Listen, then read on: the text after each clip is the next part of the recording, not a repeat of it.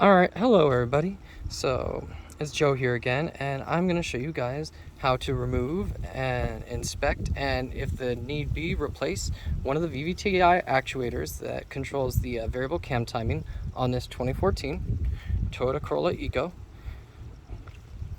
So first step to get into that, we got to get this plastic cover off the top and pull all four corners free of their little rubber mounts.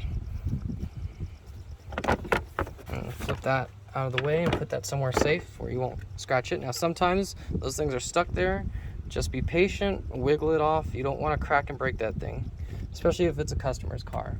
So then, once we got that, this right here is the variable solenoid here, the vvti solenoid that allows the computer to control oil flow to the cams, or the cam gears that are hooked up to the camshaft.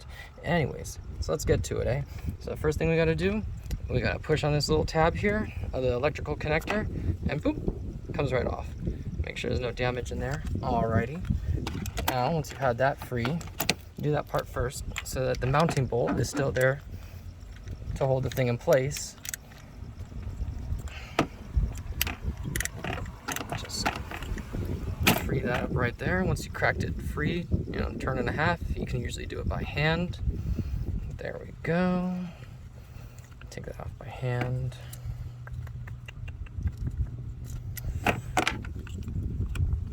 Wiggle it out. Sometimes if it's more difficult to pull it out, you can turn this tab up like this and get a better way to wiggle it off. Pull that thing out.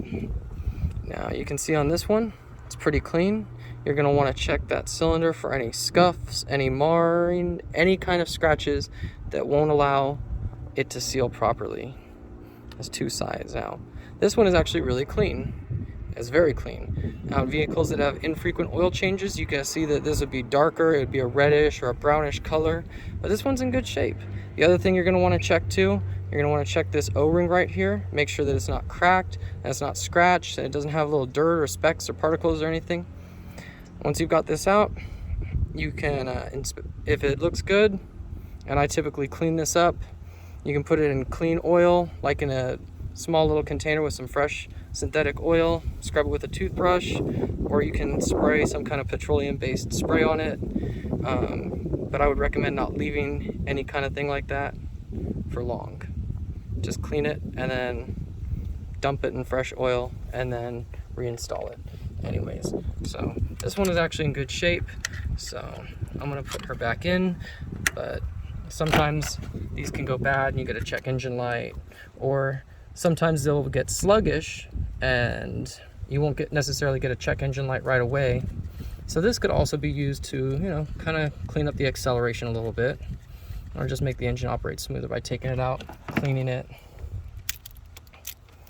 Anyways, you don't have to tighten this nut that tight, even just 5, 7, or 10 foot-pounds, somewhere in there. It's just a little 10mm, just enough. There we go.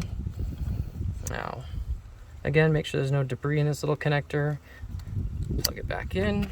That nice little click indicates that it's in place, and you are done. And then if you have the urge to, you can always remove this one too. The same exact process, except for the bolt for it is on the bottom back there. You probably can't see it that well. And basically the same deal. Take it out, inspect it, clean it, put it back in if there's no check engine light. Now if there's a check engine light for that solenoid, that's what you're going to replace. Thanks for watching.